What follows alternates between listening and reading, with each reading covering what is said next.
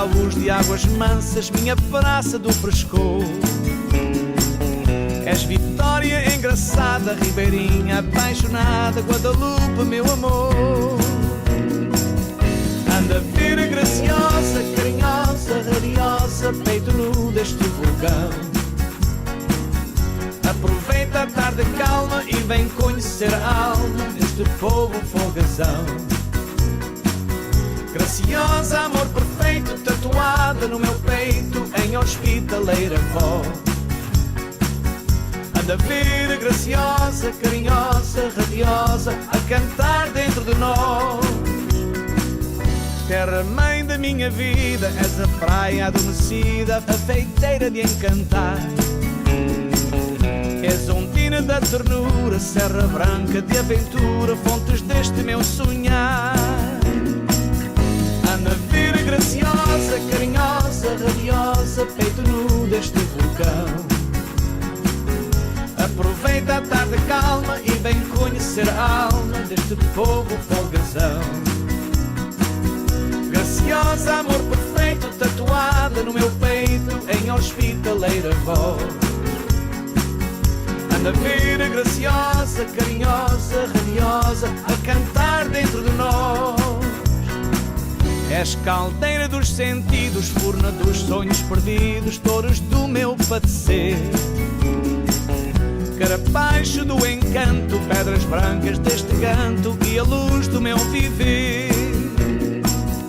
Anda a vir graciosa, carinhosa, radiosa, peito nu deste vulcão. Aproveita a tarde calma e vem conhecer a alma deste povo folgazão. Graciosa, amor perfeito, tatuada no meu peito, em hospitaleira voz. Anda a vir graciosa, carinhosa, radiosa, a cantar dentro de nós. Anda a vir graciosa, carinhosa, radiosa, peito nu deste vulcão. Aproveita a tarde calma e vem conhecer a alma deste povo folgazão. Graciosa, amor perfeito, tatuada no meu peito, em hospitaleira voz. Anda a vir graciosa, carinhosa, radiosa, a cantar dentro de nós.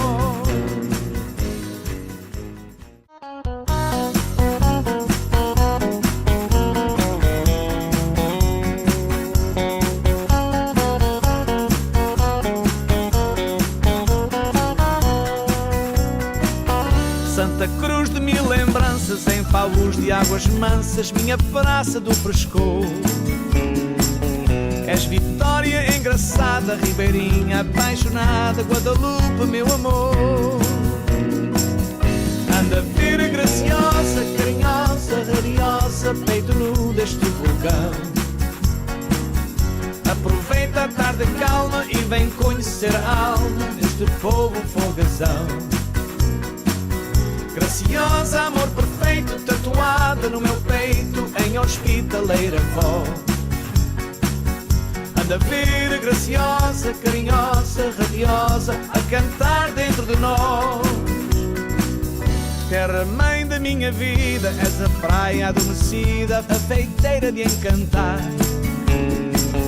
És ondina da ternura, serra branca de aventura, fontes deste meu sonhar. Anda a vir graciosa, carinhosa, radiosa, peito nu deste vulcão.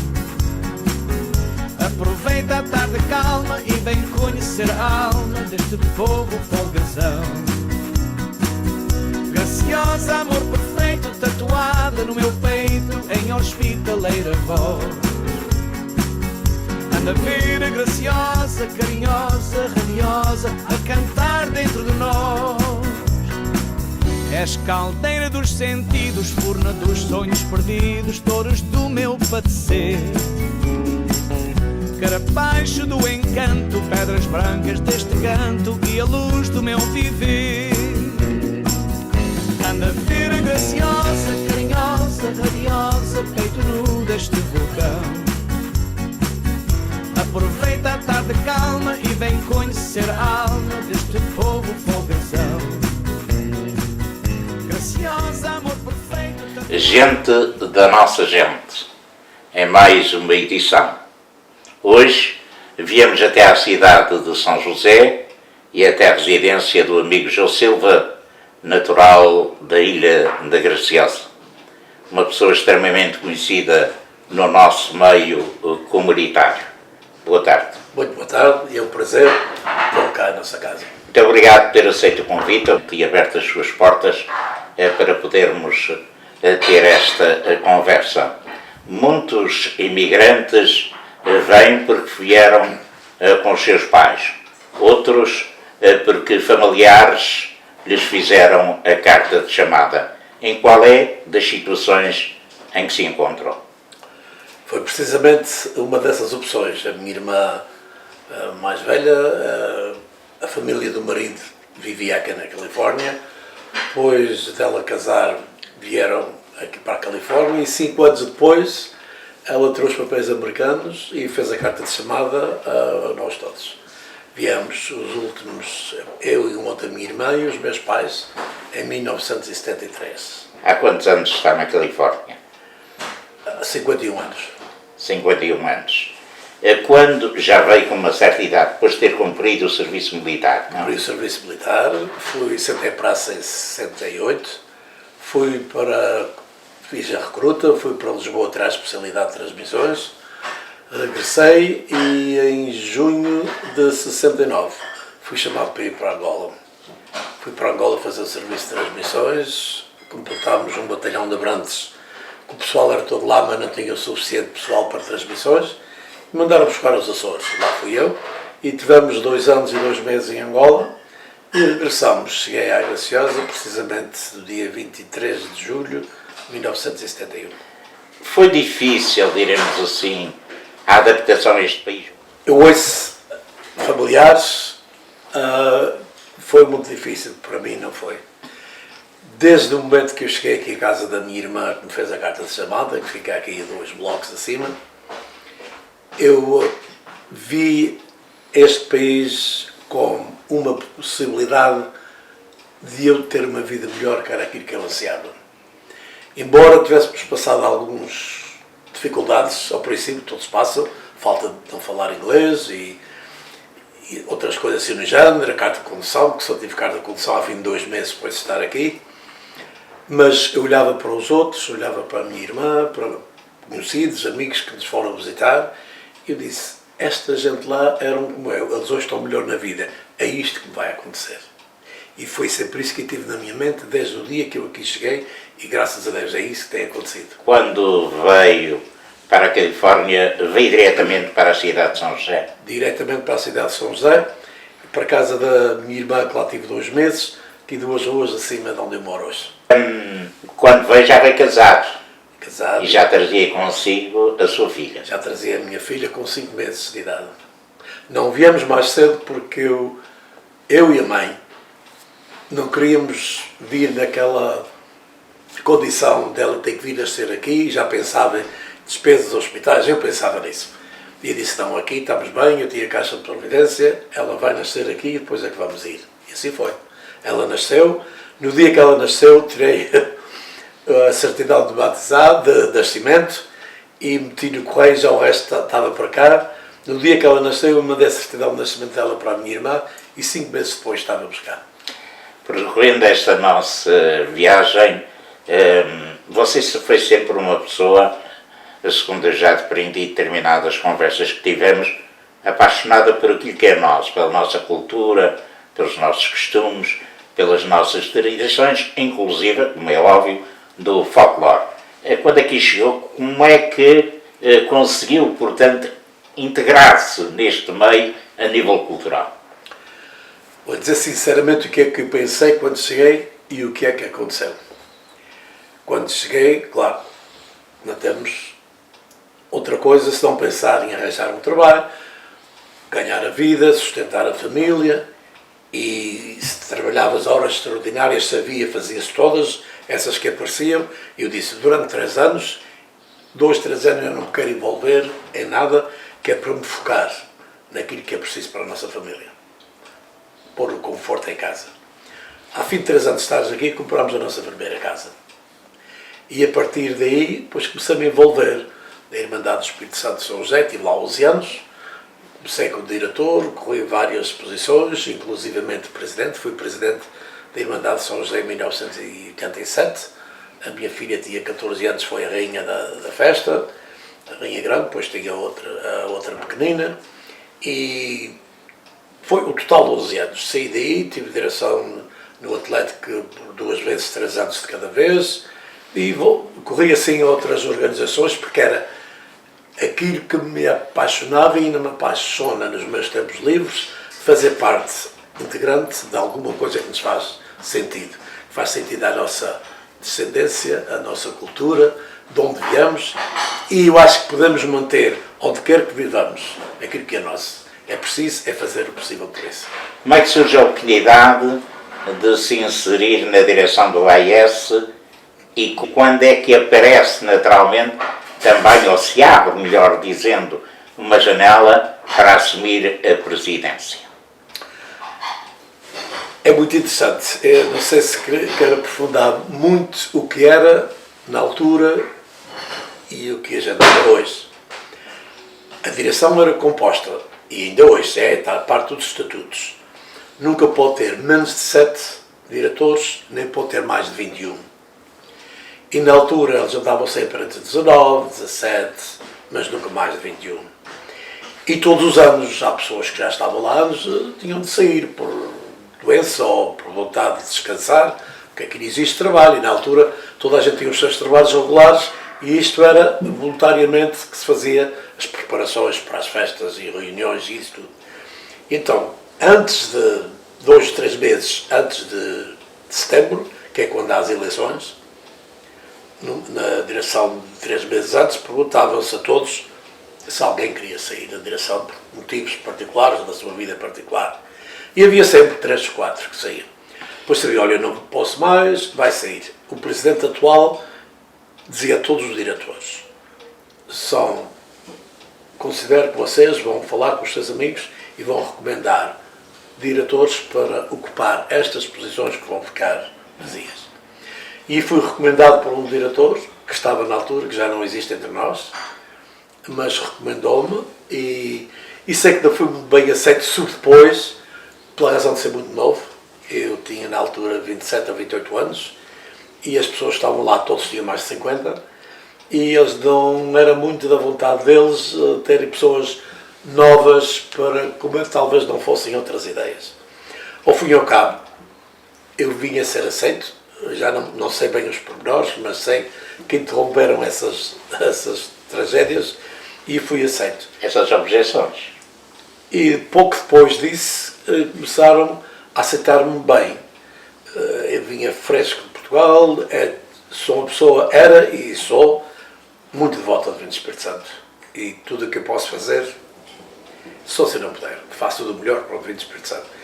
E comecei com as minhas ideias e a ajudar e a dar algumas ideias em certas festas, algumas mudanças que houve para bem, e fui muito aceito, até que fui convidado 2 ou 3 anos depois a ser tesoureiro, a ser secretário.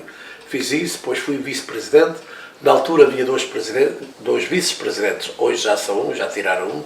Havia o vice-presidente da direção, havia o vice-presidente executivo, que era acima do vice-presidente. Corri essas 2 posições e chegou a minha altura de correr para presidente e não tive nenhum problema, fui aceito. Fizemos o nosso ano, fizemos alguns concertos na Irmandade e havíamos um propósito que eu aprendi dos mais antigos.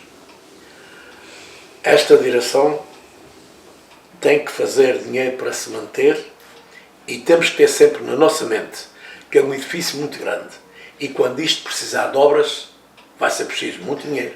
Não é como as nossas casas que se faz com pouco dinheiro. Se precisar um telhado, se precisar um ar-condicionado, se precisar renovar a cozinha, tudo é preciso de dinheiro. Então, o nosso propósito era fazer alguns concertos, manter a casa e nunca gastar tudo o que havia, deixar sempre um bocadinho acima.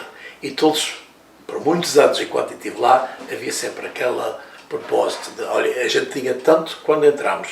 Fizemos o nosso ano, fizemos estes concertos e vamos apresentar aos sócios em setembro aquilo que fizemos, o que gastámos e o que ficou para acompanhar esse que já havia no banco. Costuma dizer que ficou em fundo de maneio. seria fundo de maneio. É, sim, senhor. E era esse o nosso propósito. Claro que já saí da direção há uns anos, no entanto, talvez não há nenhuma festa que eu não esteja lá, só se eu estou doente, graças a Deus já tenho sido saudável.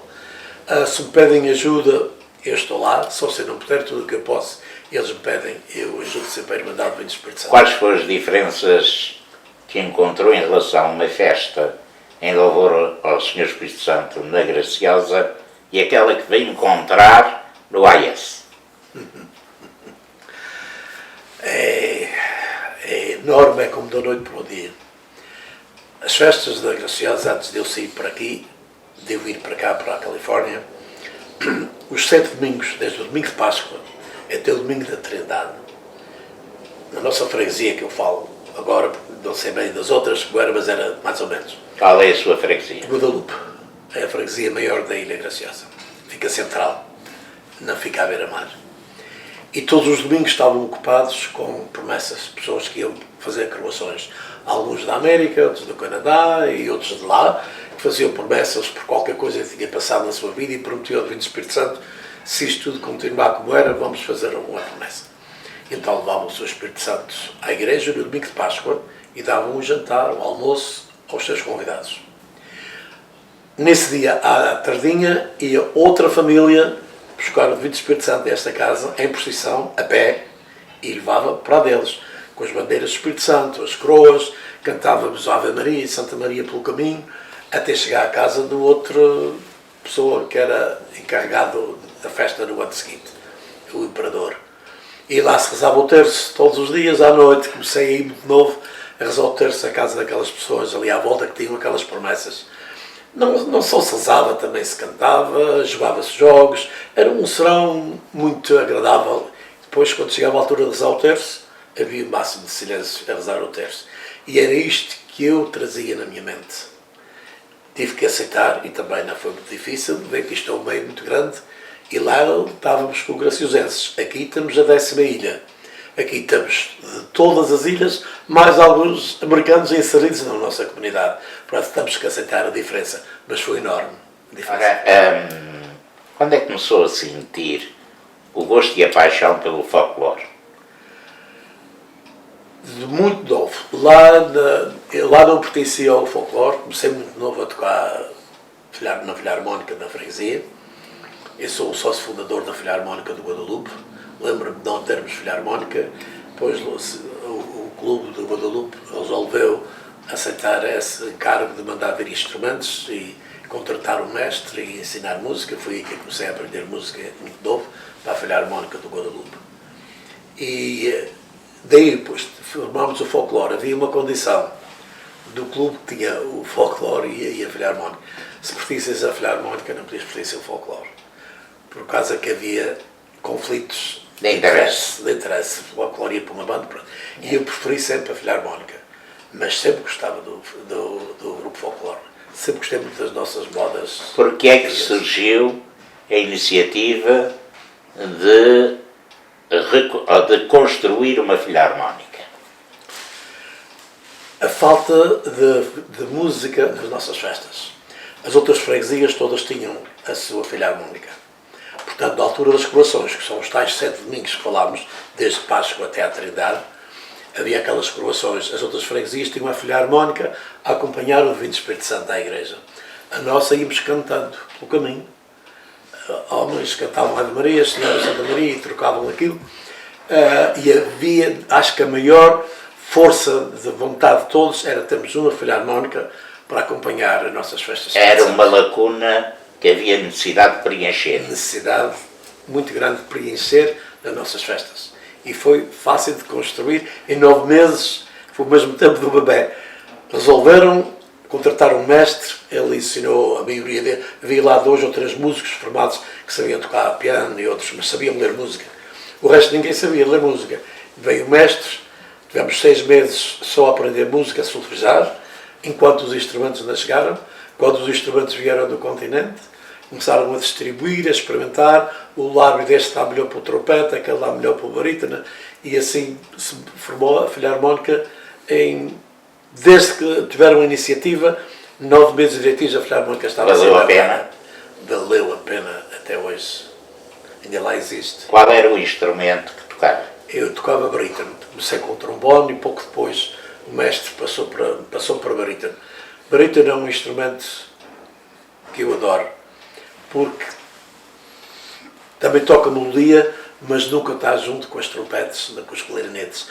Diziam que era um instrumento escarnante, ia sempre atrás dos outros. Fazia a melodia em contratempo e era uma coisa que me fascinava. Havia o barítono e era o sax tenor que fazia a mesma música.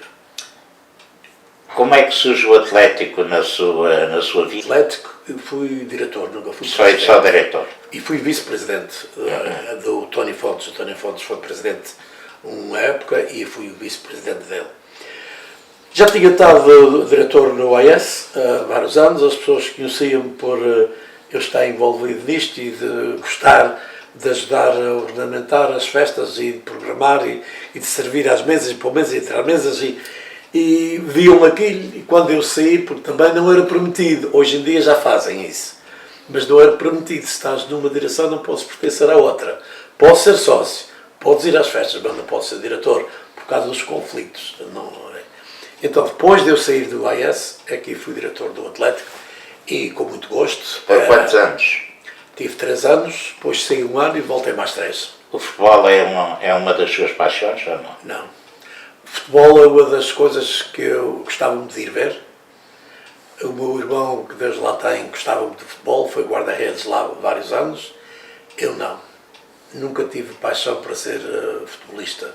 Gostava muito de ir aos jogos e apreciava imenso e tinha o meu grupo preferido que fazia barulho por eles, mas nunca foi de minhas paixões para ser jogador de futebol.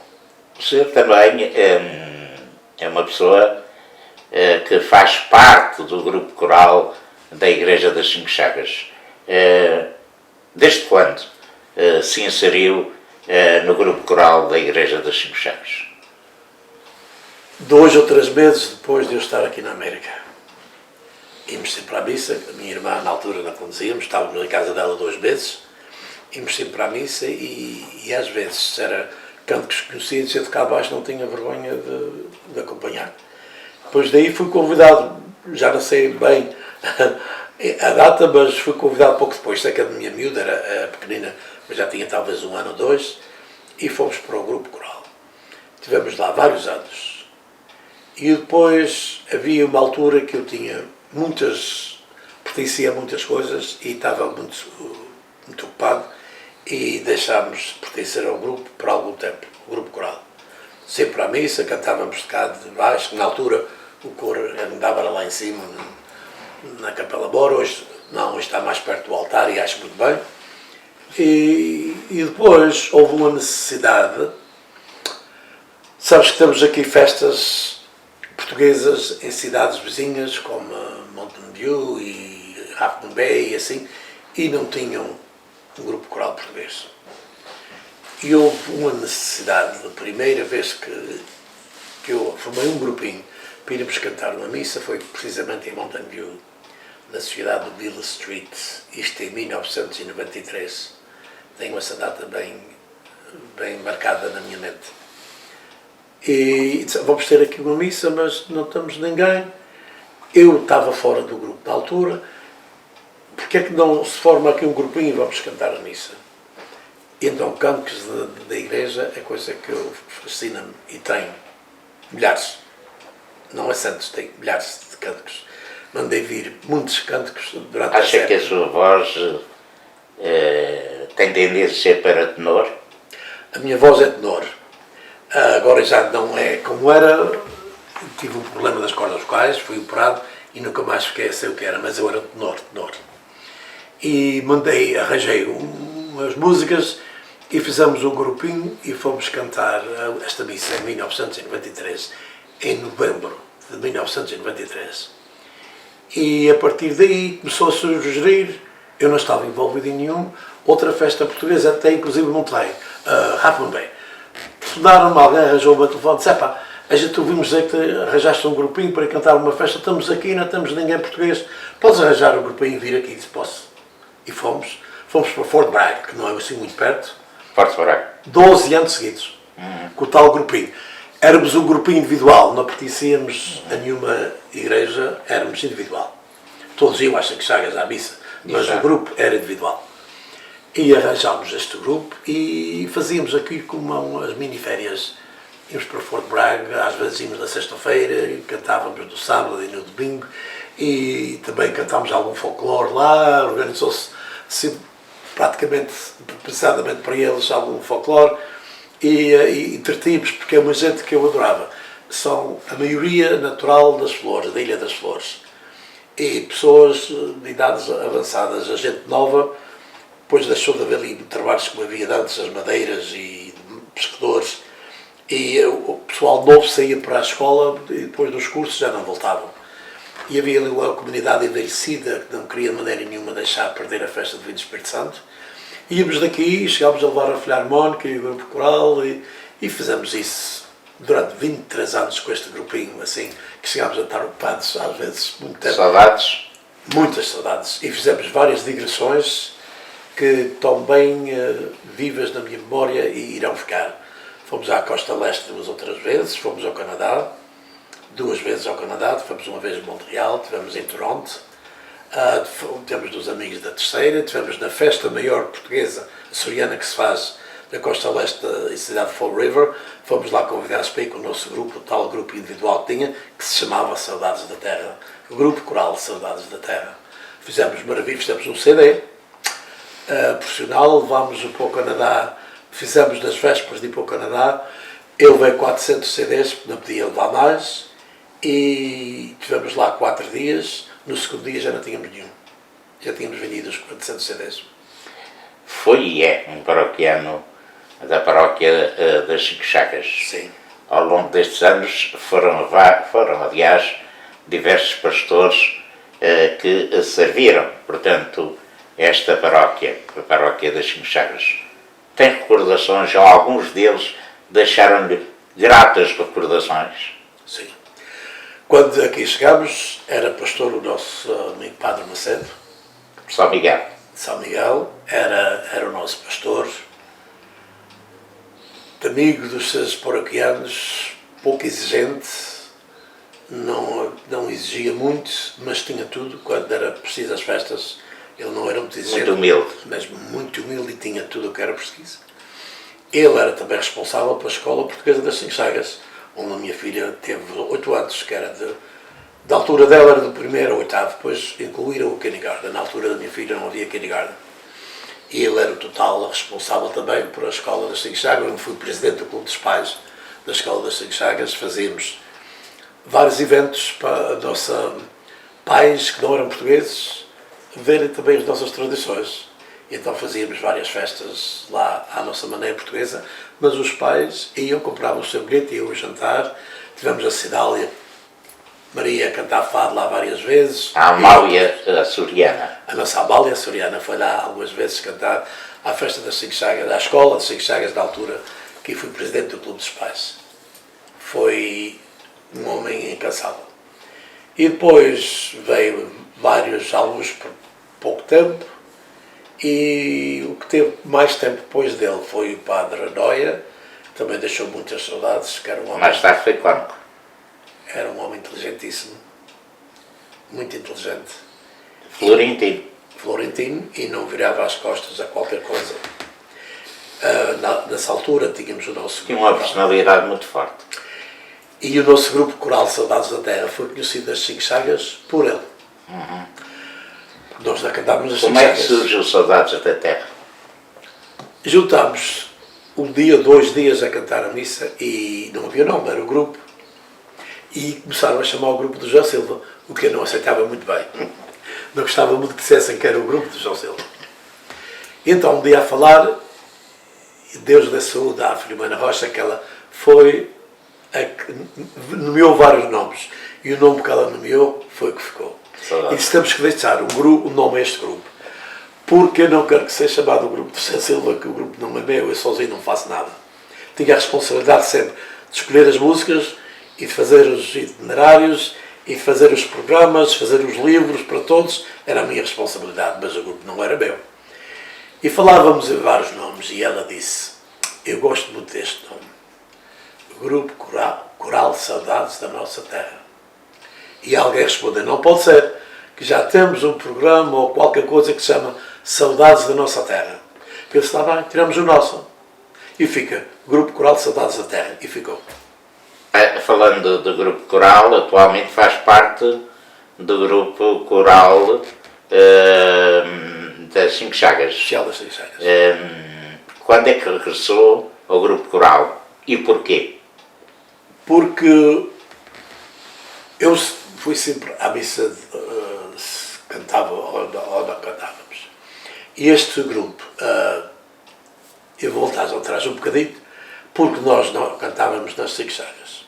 Havia pessoas dos outros grupos que diziam que o nosso grupo era folclore, não era católico, porque não tínhamos órgão, tínhamos era violão e violas e bandolim e trompete, era instrumentos assim. Mas um belo dia, eu então aí já fazia parte do grupo folclore, tempos de outrora, fiz parte daquele grupo vários anos. E eles têm o seu dia, que me tiveram há pouco tempo, e eles sempre cantavam a sua missa, como aconteceu há pouco tempo.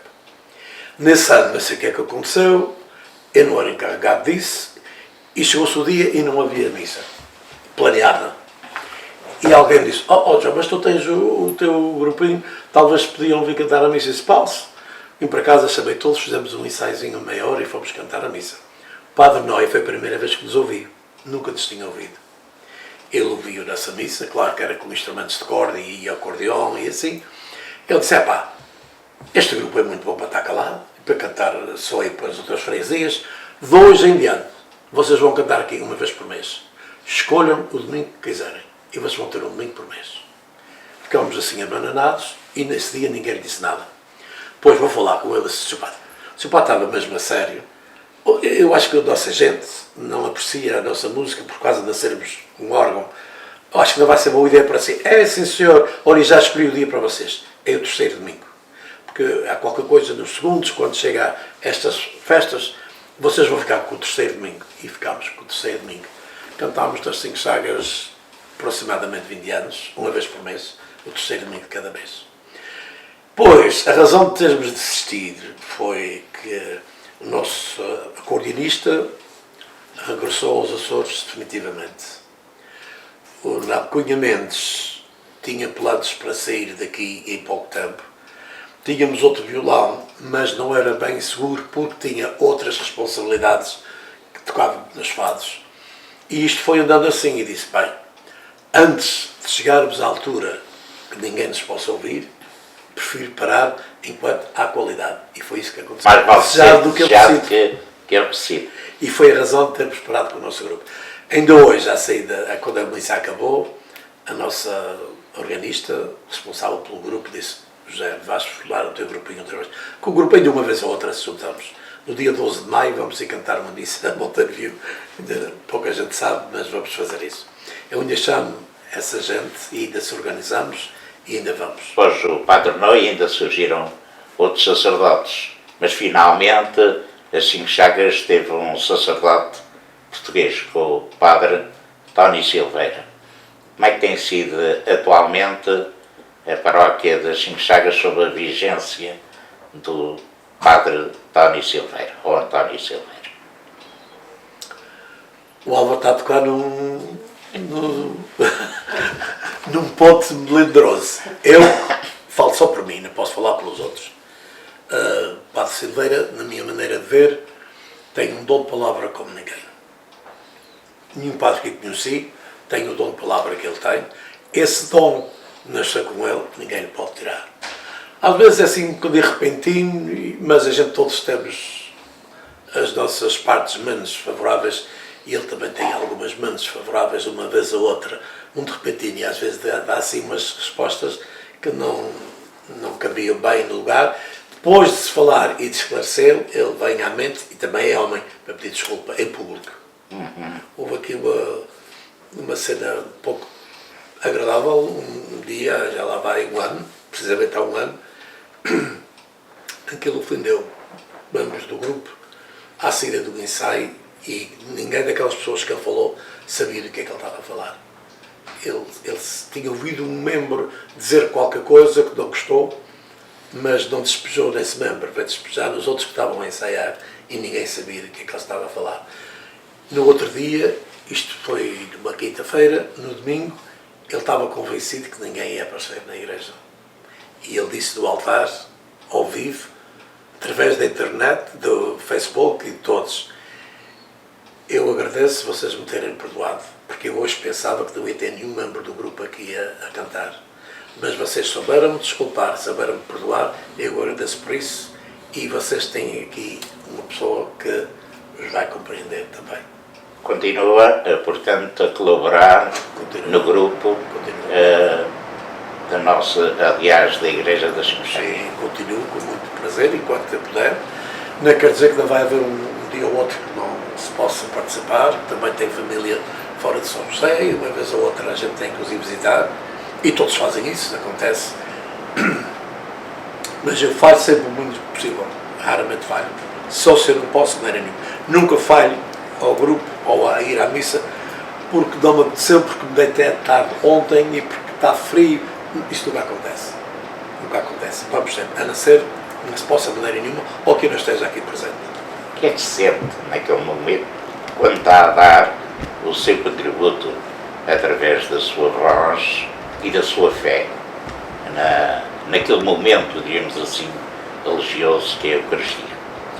Sinto-me ativo, participante naquilo que eu aprendi com o nosso padre, que era por acaso um tio legítimo do Manuel Cunha Mendes.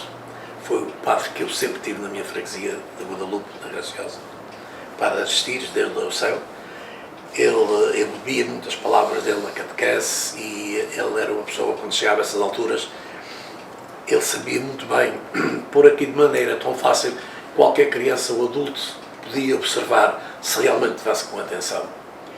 E eu ainda hoje, com a idade que tenho, ainda sinto aquele prazer de estar ali, mas estar a viver e a participar naquilo que eu cresci, naquilo que eu fui ensinado como criança. Já por diversas vezes ficou o nome do Manuel Cunha Mendes. Depreendo que a vossa relação era muito rica, diremos assim, em termos de amizade e não só. Em que é que o Manuel Cunha Mendes o impressionou? A habilidade que ele tem por ser violão. E tem outras facetas importantes e outras virtudes, mas aquilo que eu trabalhava mais e que tem mais conhecimento era a habilidade que ele tinha. Eu punha uma música nova, a gente raramente cantava a mesma música duas vezes num lugar. Eu tinha esse, não sei se era brilho, se era outra coisa qualquer, mas eu tinha essa maneira de, como tinha muita variedade e gostava de variar. E punha-se uma música à frente do Manuel Cunha Mendes e ele em 5 minutos estava a manipulá-la e ajudava os outros.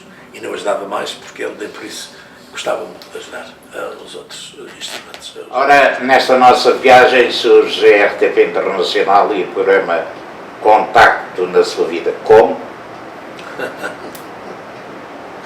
Eu estava à espera dessa. O Contacto de Califórnia, não era Califórnia, era Contacto.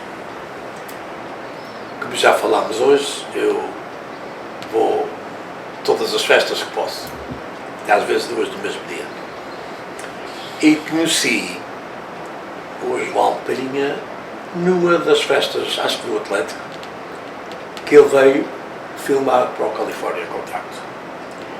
E alguém me introduziu, ele tem um tio, onde ele ficava, que é meu vizinho aqui, e a gente começou assim a falar, e um dia estávamos numa outra festa, e ele diz-me assim: olha, no mês que vem, há um dia, uma festa aqui no Atlético, e eu não posso estar, que já tenho outro compromisso, mas eu gostava que esta festa fizesse parte do California Contacto.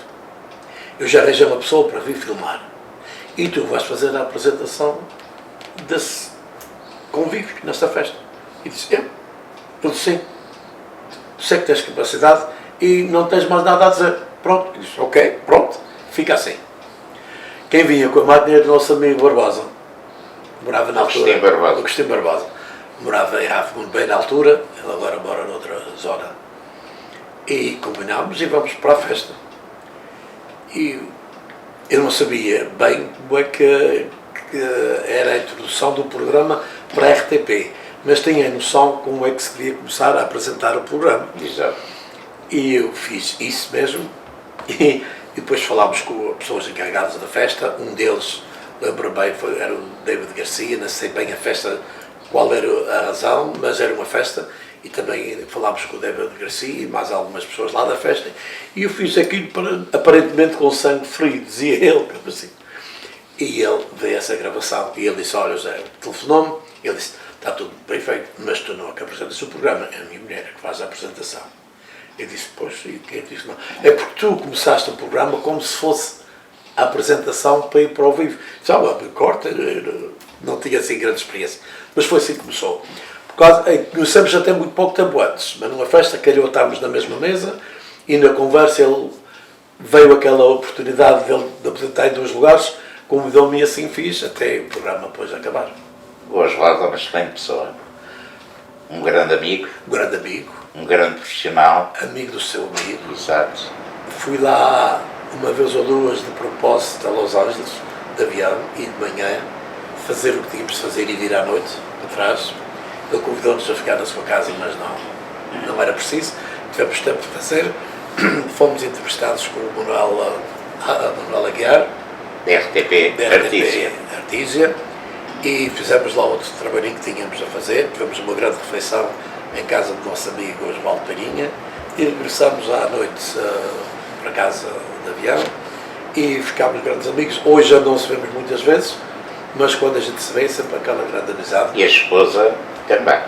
A esposa é uma senhora maravilhosa. É um caso à parte. Inclusivamente, ele fez uma festa há 100 anos do Contacto, e o nosso grupo coral Saudades da Terra foi lá de propósito, datamente, não foi cantar a missa, foi fazer um concerto, que tínhamos vários grupos, fizemos várias vezes, concerto de música católica popular, música viva, mas tudo católica. Fez dupla com o Agostinho Barbosa durante quanto tempo? 4, 5 anos, por aí, parece-me. Quais foram, o que é que retirou desta amizade e desta convivência?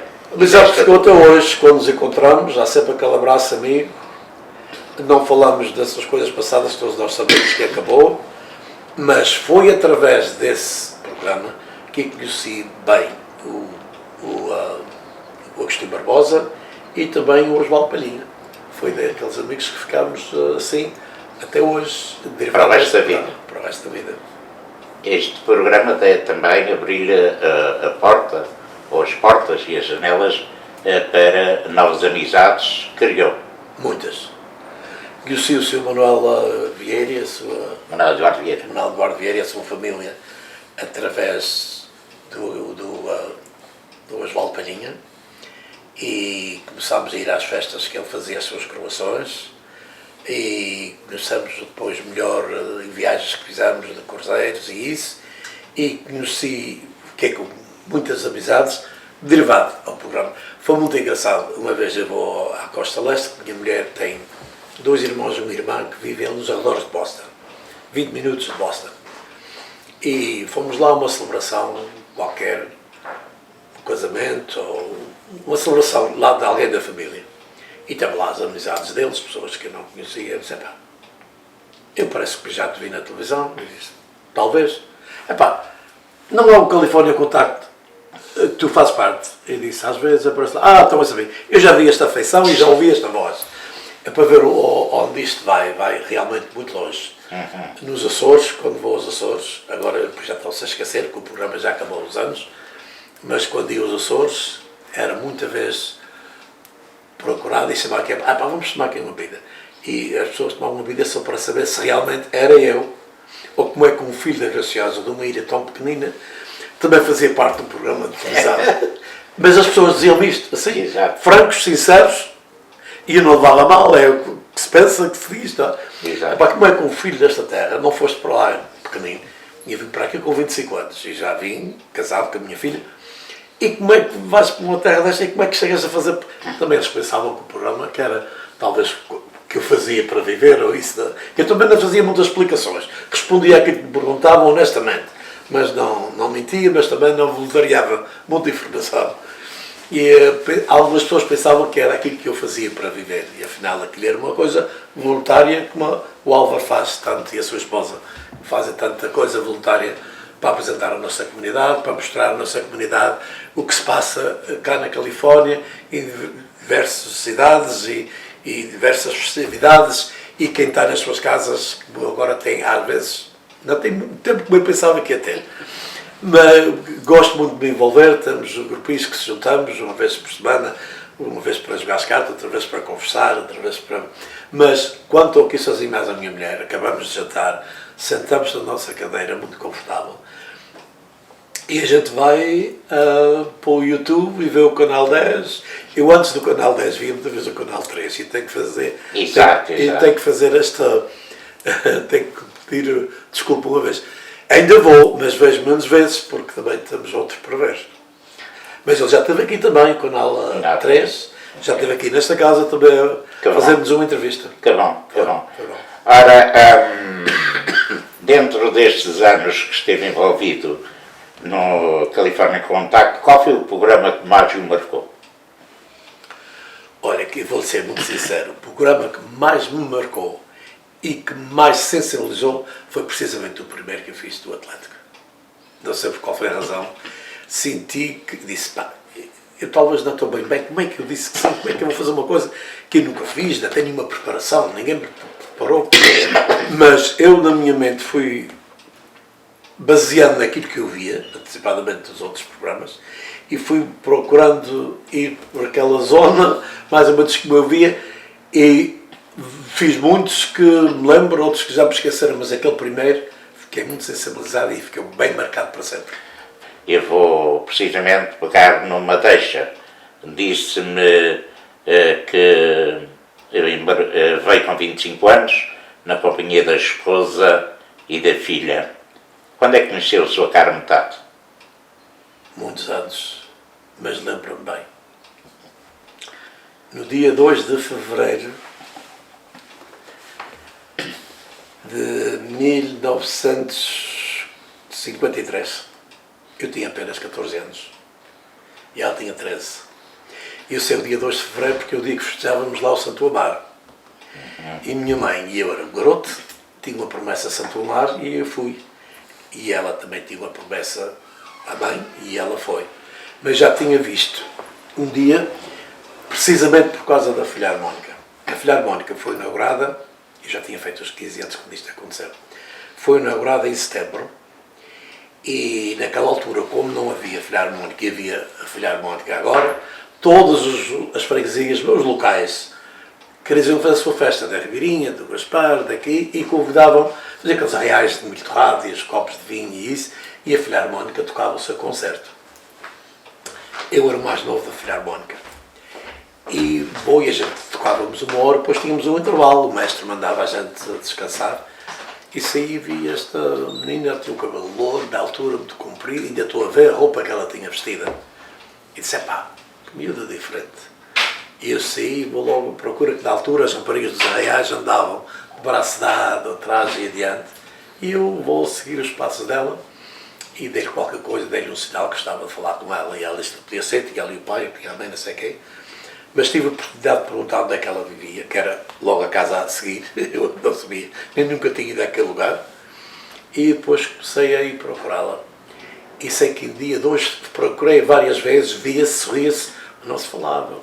Se a mãe vinha, tinha que sair, se o irmão saía, tinha que sair. Eu sou desse tempo. No dia 2 de fevereiro, eu vou com a minha mãe a Santo Amaro, ela vai com a mãe dela, e eu lá introduzi a minha mãe, disse, minha mãe, esta senhora, esta rapariga que nos ia na festa assim assim, eu gostei de falar com ela. Minha mãe começou a falar com a mãe dela e eu apanhei essa oportunidade de elas estar distraídas e fomos conversando, dizendo várias coisas, aproximámos daquilo que estava na mente, daquilo que eu queria saber, e começou o nosso namoro. Namoro à primeira vista? À primeira vista, namorámos 8 anos, porque eu fui pedir a minha mulher em casamento no dia que eu fiz 19 anos. Que era o dia Santo Guarda, dia da Senhora da Conceição, 8 de dezembro. E eu disse a ela umas semanas antes, que dissesse ao pai e à mãe que eu ia lá a pedir em casamento nesse dia, queria que eles me aceitassem. Sim, não há problema. o seu já está melhorado e fui. Estou bem lembrado do meu sogro, desde o céu, que ele já faleceu, e ele disse, mas como é? Vocês já são namorados há muito tempo, que investe aqui e eu não sou parvo. E agora a pedir em casamento, e quantos anos mais vai estar aqui sem se casarem? E disse, olha, eu ainda não fui à tropa, eu vou ir para o ano, e não sei o que é que vai acontecer, não sei se vou ir para o trabalho, não sei se volto, e eu, se for, alguma coisa me acontecer, eu prefiro que ela fique solteira do que viúva. Portanto, eu não caso, senão quando eu tiver despachado a tropa. Se assim aceitar, se não aceitar, vai ser assim. Está bem, pronto, logo que ela está de acordo.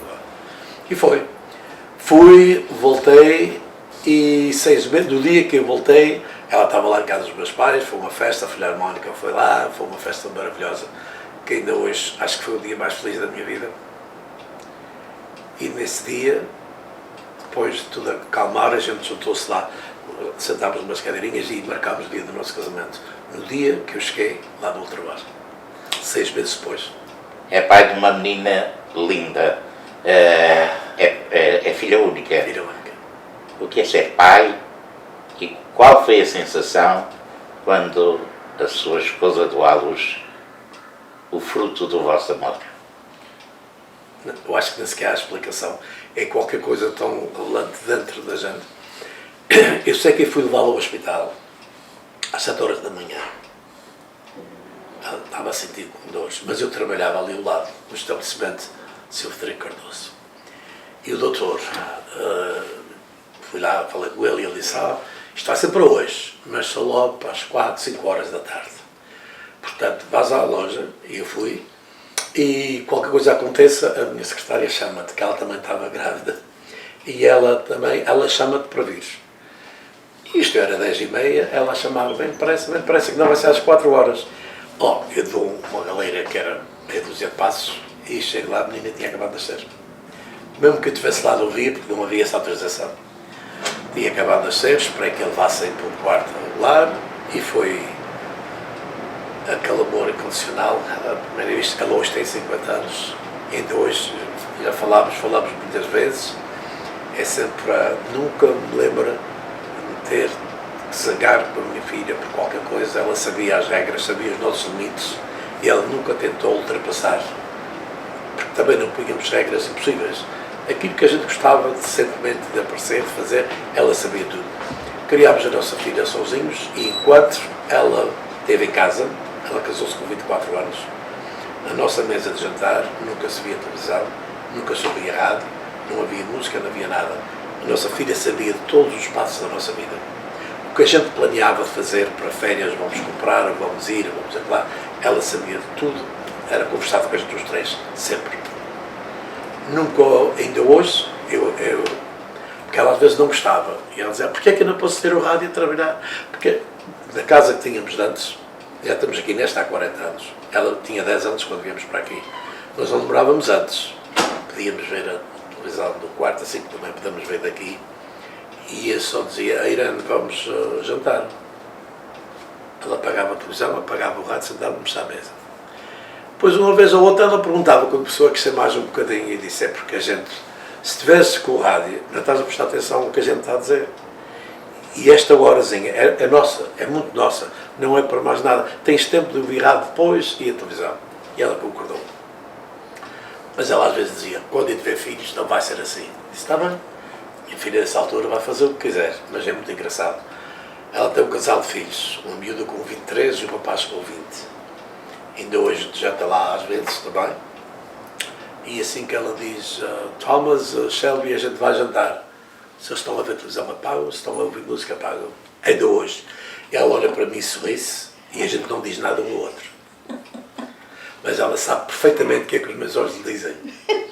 O que é ser avô?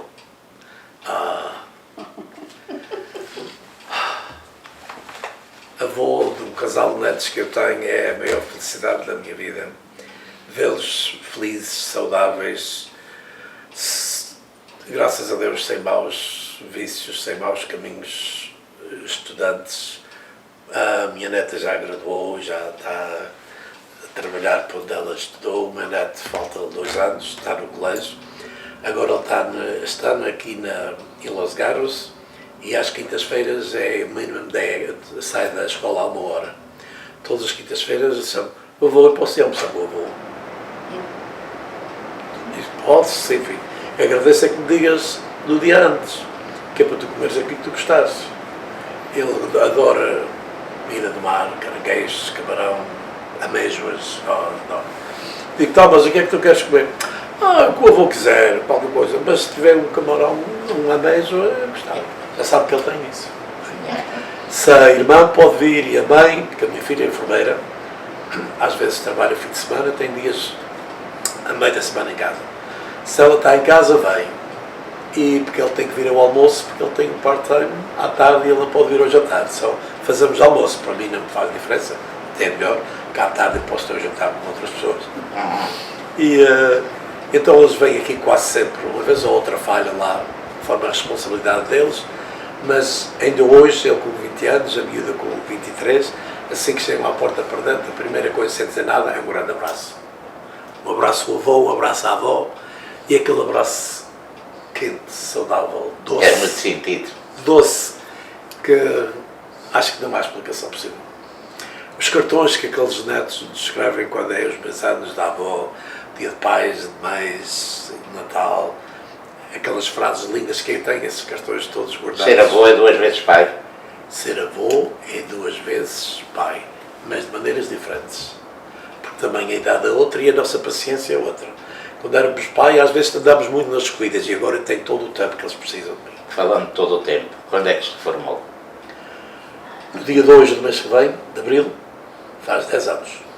Qual o seu passatempo preferido? O meu passatempo preferido aqui é com os meus amigos. E fazer jantaradas, convívios, trabalhamos a casa deles, temos uns amigos que uma vez aqui, temos um grupo de 5 casais que juntamos todas as semanas, jogamos à sueca.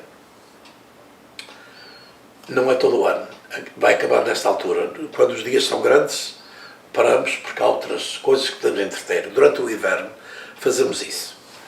Comecei com isso aqui, começa-se sempre aqui e acaba-se aqui. Mas somos 5 casais, começamos com o jantar e depois jogamos às cartas e associamos qualquer coisa, paramos em volta dessas 10, 10 e meia, damos um calcezinho de qualquer coisa, conversamos mais um bocadinho e por volta das 11 horas acaba. Para a semana em casa de um outro casal desses que estão cá e vem assim sucessivamente.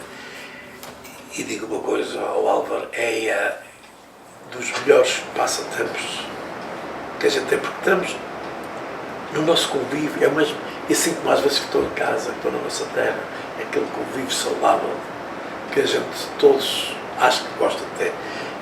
E para dizer sincero, a gente punha fotografias do Facebook e eu deixei de pôr, porque era dúzias de quando é que eu posso começar a fazer parte? Como é que eu posso juntar a vocês? E disse, não pode ser, porque isto é nas nossas casas, isto não é um clube, isto é o Salão do Espírito Santo, que a gente possa assistir em mesas por aí acima. Vocês podem fazer a sua casa junto a 2 ou 3 casais amigos. E eu posso ir um dia e vocês veem como é que a gente faz, que é tudo muito simples. E vocês têm o seu próprio, não, a gente quer estar com vocês. Pois então, e lista de espera, acredito ou não, nós temos lista de espera. Acredito. E o primeiro que estava na lista em cima já entrou, porque houve um casal, infelizmente, por causa de saúde, teve de sair. E este primeiro que estava na lista de espera veio tomar o lugar dele. Olhando para trás, o que é que gostaria de ter feito e não fez?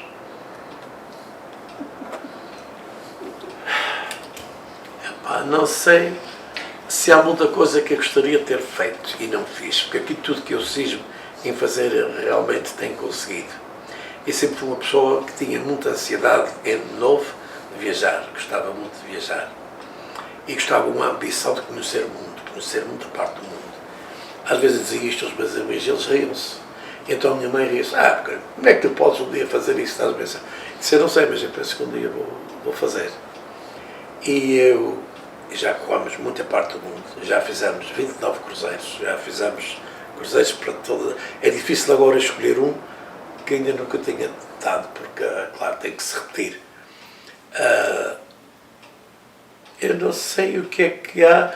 Aquilo que eu sempre tive a ambição de ganhar bem e não trabalhar fisicamente pesado.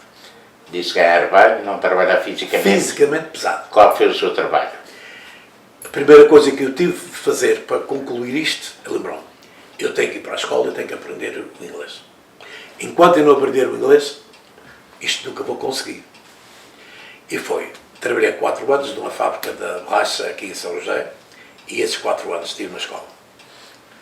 Começava a trabalhar às 11 horas da noite, ia para a escola às 7 até às 10. Saía da escola e ia direitinho para o trabalho. E houve muita discussão em casa por causa disso. Porque não havia muito tempo em casa, houve muita discussão em casa por causa disso. Mas eu estava disposto a sofrer isso que tivesse de ser, inclusivamente o divórcio, se tivesse de ser, mas não ia falhar à minha meta. Aquilo que eu tinha na minha mente eu ia conseguir. Durante esses 4 anos fui para a escola, consegui tirar o high school, na escola de adultos à noite, San José High School. Graduei no mesmo dia da minha irmã mais nova, ela também vinha à escola à noite. E a partir daí fiz uma aplicação para o IBM e fui aceito. Trabalhei lá 4 anos e trabalhava na inspeção, fazia inspeção de partes. E houve lá uma reunião, disseram muita coisa naquela altura, porque é que eu tinha saído lá, mas a razão foi esta. Houve lá uma reunião que disseram, este edifício só vai estar aqui 6 meses. Vai vir dele e vai para outra banda, não sabemos se vai ser para outra parte da América ou se vai ser fora da América. Esse que quiser ir com o trabalho tem que dizer agora para ver se há possibilidade, e quem não quiser ir já pode trabalhar, tem 6 meses. E eu não queria sair daqui. E eu tinha o olho sempre numa das companhias da altura, era a melhor para trabalho e que oferecia um bom, como é que se diz? Garantias, boas garantias. Boas garantias, mas tinha, em termos de futuro. Eu não sei como é que se diz em português, mas era um pension. Se trabalhasse lá tantos anos, tinhas um pension acima da tua reforma, tinhas aquela coisa. E eu apliquei para lá. E disse, tenho aqui mais 6 meses, eu vou ter tempo. E eu, na altura, não havia resumes, igual hoje, era a aplicação. Tinha-se uma aplicação, pus a cópia do meu diploma, que sem teres diploma da high school não podias entrar no HB, especialmente para onde eu fui aplicar. Eu sempre gostei de manobrar e eu fui entrevistado várias vezes por várias pessoas e finalmente mandaram-me uma carta de oferta ao fim de 2 meses de eu saber que aquela companhia que ia sair, eu saí de 4 meses antes deles saírem.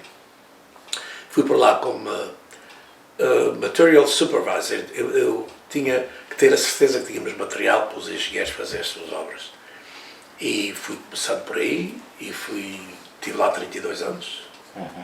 Fui subindo, cheguei a manager dos purchasing e daquelas pessoas que compravam as partes. Tive um trabalho muito bom, como eu sempre disse, fisicamente leve, mentalmente bastante pesado, muito pesado mentalmente. Mas eu preferia lidar com essa parte da mentalidade do que não fisicamente pesado. E depois decidi, quando chegou à minha idade, me reformar e dei 6 meses a eles que me iam reformar naquela altura, porque eu trabalhei o dia 2 de Abril e no dia 3 saímos no cruzeiro 2 semanas para Hawaii. Nessa altura, a minha filha estava a planear uma festinha de reforma, retirement do pai. E eu espei isso e disse, não te afoites porque não vais ter sorte. Eu tenho um plano feito. Quando chegar à altura, tu vais saber. E quando chegou à altura de eu pedir, para eles ver se tinham os passaportes, as suas coisas em dia, e disse, isto é a minha festa da reforma. Que ela já me tinha feito uma festa quando eu fiz 50, ou o que foi. Ela planeou, convidou quem quis, mas o pai pagou a festa. Então, nesta altura, eu vou pagar, mas também vou planear. E foi a melhor coisa que eu fiz. Os miúdos adoraram, já foi há 10 anos, portanto o miúdo tinha 10. Temos ali um retrato ali dessa viagem. A miúda tinha 13, foi 2 semanas em beleza, descansámos e ainda fiz uma festa grande com os meus amigos, mas fiz a festa com quem eu adoro, com a minha família. Estamos quase a concluir este nosso diálogo, esta nossa conversa. O que é que gostaria de ter dito que eu não lhe perguntei? Eu gostaria que o álbum dissesse quantos anos mais eu vou viver. Mas se não é possível. Isto vai ser difícil. capacidade. Isto mesmo só para rir. Essa não vai ter essa capacidade. Isto mesmo para acabar assim, sem ser uma conversa muito a sério. Não, quer dizer, como eu disse, eu não tinha a mínima ideia qual ia ser o tópico da nossa conversa, mas sabia que o Álvaro não ia perguntar nada que eu não pudesse responder. E eu acho que falámos em coisas muito importantes da minha vida, algumas que eu nunca tencionava em falar aqui hoje, como quando cheguei do trabalho, como quando namorei a minha mulher, como quando viemos para cá. Eu acho que fizemos aqui uma revisão do meu interior. Foi uma viagem longínqua. Eu diria uma viagem extraordinária, porque fez-te lembrar o passado, o presente e perspectivas em relação ao futuro também. Em relação ao meu futuro, eu espero estar aqui mais alguns anos, espero ver os meus netos formados. A minha neta já tem o curso que ela queria, este falta 2 anos, ele agora diz que quer ser... vai trabalhar em finance, ele quer ser um finance de uma companhia e ele gosta muito de números, quase todas as crianças não gostam de nada, ele gosta muito de matemática. Eu espero vê-lo formado e vê-lo a governar a sua vida e se calhar vê-lo ser em paz e ser eu o bisavô será um prazer enorme para mim se eu chegar lá a essa altura. Muito obrigado por nos ter concedido esta entrevista, o microfone do Canal 10 à sua inteira disposição para uma mensagem e quero dirigir para os seus amigos espalhados pelos 4 cantos do mundo, para familiares. Primeiramente, muito obrigado a vocês por terem tido a ideia de falarem nesta possível conversa. Claramente que foi logo aceito da minha parte com muito gosto e a mensagem que eu sei que tem muitos amigos que veem o Canal 10 e quero desejar a eles todos uma santa e feliz Páscoa, recheada de muita saúde, tudo bom, para eles, para os familiares deles e para nós aqui, que a gente se vá continuando a encontrar, uma vez numa festa, outra vez na outra, e que podamos festejar as festas à nossa maneira e que podamos continuar a ficar por aqui por muito tempo para chegar. E eu sei que de novo já não vou morrer, porque já de novo já passou essa época. Muito obrigado uma vez mais por nos ter aberto as suas portas para esta conversa e naturalmente para este pequeno convívio, assim como também à senhora sua esposa.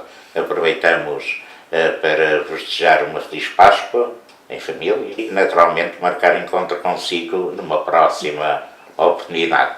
Esteve convosco mais uma edição de Gente da Nossa Gente, uma história de vida. A história hoje foi contada na primeira pessoa do nosso convidado, o Sr. João Silva. A equipa que vos acompanhou é constituída por Odília Aguiar na imagem, na locução Álvaro Aguiar. Grato pela atenção dispensada.